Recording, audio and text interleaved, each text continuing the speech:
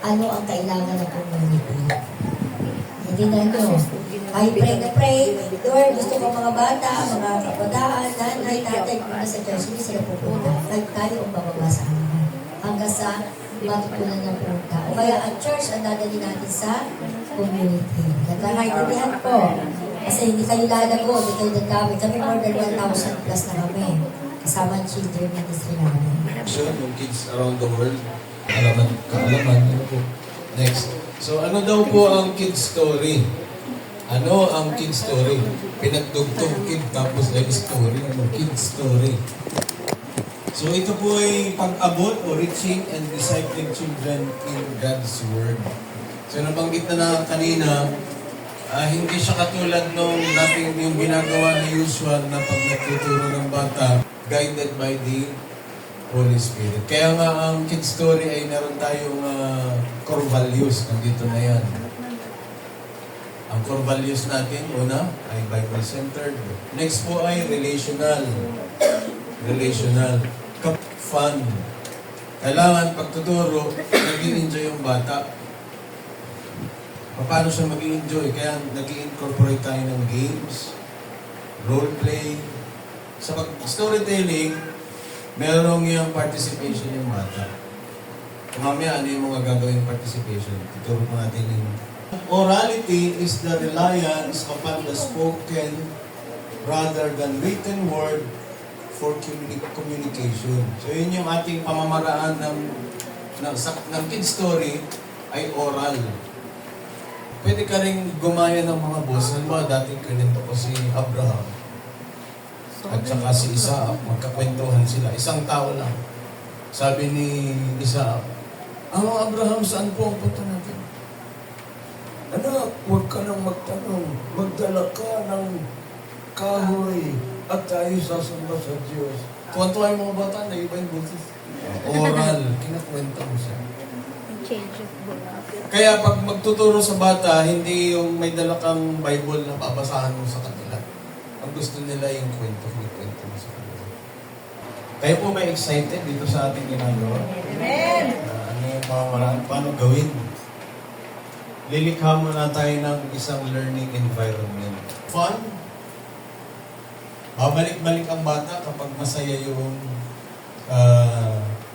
environment. Kasi yan ang gusto ng bata, mag-enjoy. Kaya nga, ang bata naglilibang. Pag siya'y nag-enjoy sa kasi cellphone, yun ang gagawin niya.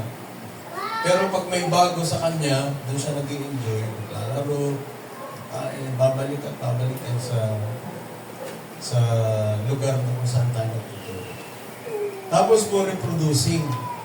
Yung sa kids story, reproducing, ibig sabihin po mga kapatid, dahil madali lang siyang i-adapt ang storytelling, kaya mo pa siyang i-reproduce. Ibig sabihin, kung yung meron kang gustong turuan magturo bilang bata, kaya din niya na gawin yung iyong ginagawa. Ay, relational, mahalaga po ito, relational. Hindi mo makukuha ang trust ng mga bata kapag wala kang relation sa kanila. So, build relationship. Build ka ng relationship. Hindi kayo parang teacher na parang kasi Miss Minchin. Miss Minchin, yung sasara natin. Parang kasi si Miss Minchin. Hindi that approachable ka. Approachable. Yun nga yung sinare ni Pastor kanina kasi nga yung tagal na namin sa children ministry. May mga bata kaming mga special cases. Nakikipag-usap po talaga ako sa bata. Nakikipag-usap mo, kumusta ka na? Meron kaming bata na napalitan niyo sa Facebook na ang tatay ay nawala sa dagat. Hanggang ngayon, hindi pa nakikita. Yung isang batang yun, pumasok na ng siguro mga 2 weeks ago. Lapitan ko siya, kumusta ka na? Nakatulog. Ay, hindi ko sa nakatulog, gumanon ako. Papantay ka talaga doon sa mata, yung eye level. Pag-usap ang mga teacher doon, hindi yung mataas yung kanilang lugar na parang nakaganyan tapos yung bata, nakatingala. Intimidating yun, dapat kapantay eye level. Kasi ang bata, meron lang short attention span. Tayo, kahit maghapon tayo nakaupo, nakahiga lang, okay tayo. Pero ang bata, hindi mo talaga yung mapapahan. Malibang may makaagaw ng interest niya. Ganyan, gusto niya maglibang lagi. Kaya ang storying, maiksi lang. Meron ka dapat games. Meron kang kakain. Pero lahat yun, magkakakonect doon sa learning. I-incorporate mo yun sa learning. Para pag-uwi ng bata, yung pagkain niya, konektado doon sa lesson. Yung paglalaro niya, konektado doon sa lesson. Magkakakonect. Para pag-uwi niya, kuha niya lahat yung learning. Kaya pag storytelling, hindi yan mahaba. Sabihin ng bata, tagal naman. Ganun po ang bata. Anong matagal? Ano kasi Miss Pinchi na ito? Kaya hindi na babalik yun. Ayoko na mga magsimba. Ang tagal na mga teacher magturo. Tapos hindi naman tinuturo sa amin. Tapos pinapakulay pa kami. Grade 6 na ako, pinapakulay pa rin kami. Alam ko naman na yung mga coloring na yan. Kasi ang daming makukuha na ngayon sa Google. Coloring. Kung mga bata, mag-color kayo. Grade 6, grade 5, grade 7. Coloring. Dito ang ating gagawin. Storytelling. Tapos, spirit-led. Mahalaga po yan kasi ang pagtuturo, tinatanong din yung sa Holy Spirit. Lord, bigyan mo po kami pagtuturo. Sa bata. Kasi nga, pinaka-critical po yun. Na paraan ng pagtuturo. Next natin. So, tingnan niyo yung storytelling in the brain. Kapag nagkukwento ka sa bata, may nagaganap niya sa utak niya. Kala natin wala, pero meron. Meron. Yung nangyayari dyan. According to the National Storytelling Network, the definition of storytelling is a two-way interaction between a storyteller and one or more listeners. So, nagkukwento ka. Yun ang mga bata nag-listen sa iyo. Meron niya link between storying and human health o human healthy brain development. Kapag nagkukwento ka, ano daw nangyayari sa utak? Stimulates neural development in the brain kasi nag-i-imagine yung bata. Ano kaya itsura ni Abraham?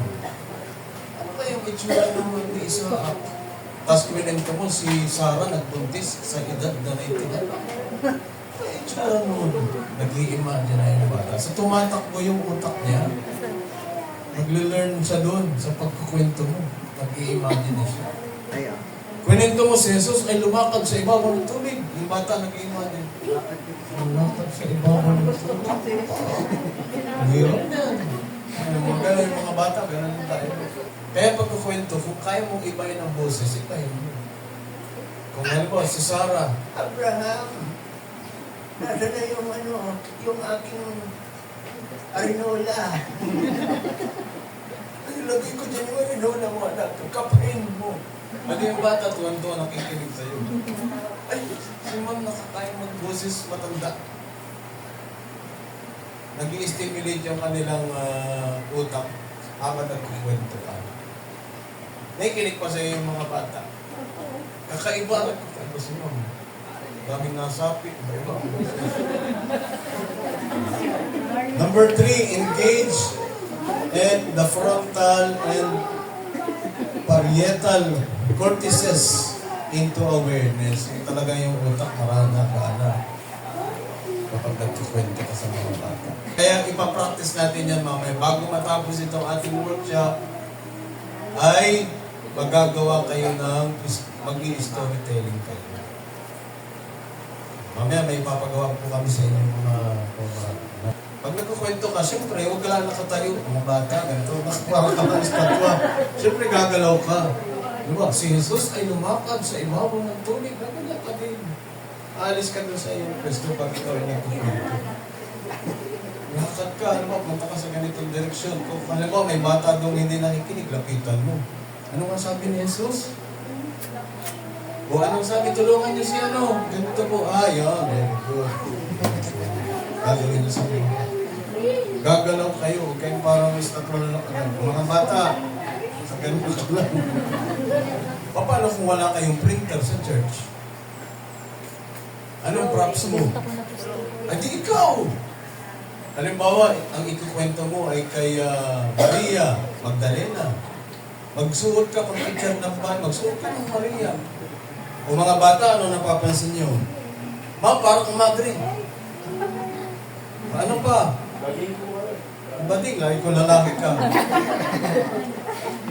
Ang kwento natin ay tungkol sa isang babaeng naglingkod kay Jesus. May ideya na agad ng mga bata.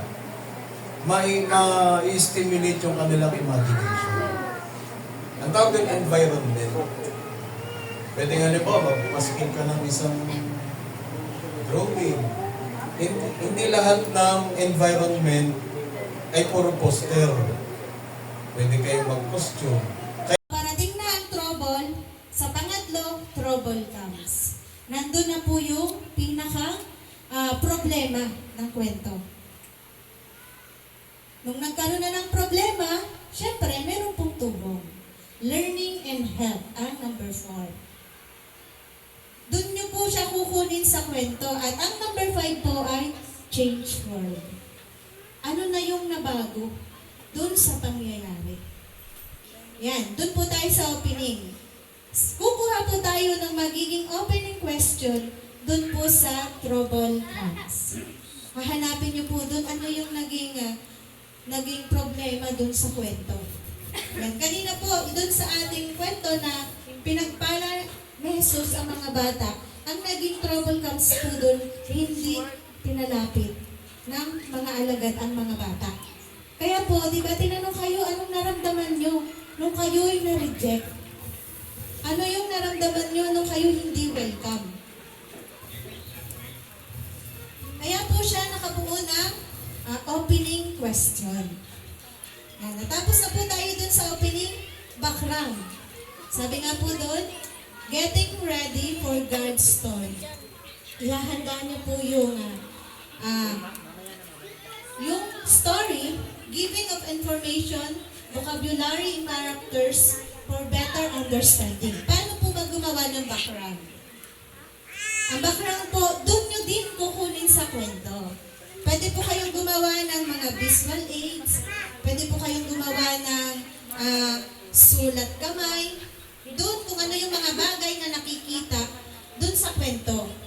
Tsaka po yung hindi pamilyar na mga salita.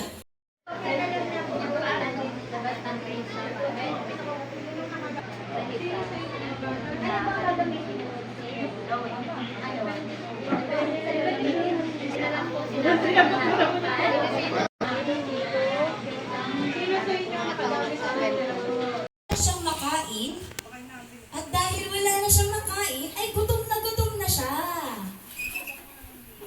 Dahil siya'y gutom na, humanap siya ng paraan upang makakain. Nakakita siya ng pagtatrabahuhan na maraming mga baboy. At doon nagpapakain siya ng mga baboy. At na-realize niya na paghuna-huna niya na mabuti pa ang mga baboy ay may kinakain. Mabuti pa ang mga baboy ay may kinakain. At ako ay wala. At naisip niya na mas mabuti pang bumalik ako sa aking ama at doon at mayroon pa akong madami at masasarap na pagkain bago pa ang aking mga pananamit. Naisip niya nanghihina siyang pumunta sa kanyang ama. At tumayo ang ama. Very good. At nagmakaawa ang anak na siya'y tanggapin muli. Very good. At tinanggap na ng ama tumayo, tinanggap ng ama ang kanyang anak at niyakap.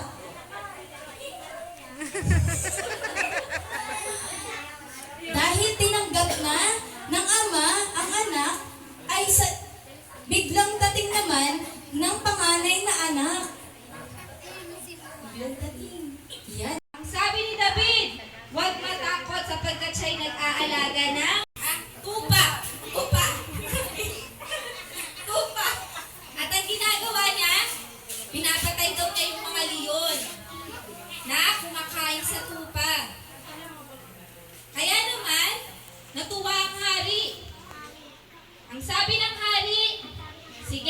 Samahan ka nawa ni Yahweh. At ang ginawa ni David, kumuha siya ng 5 bato. Tama, very good, ang galing.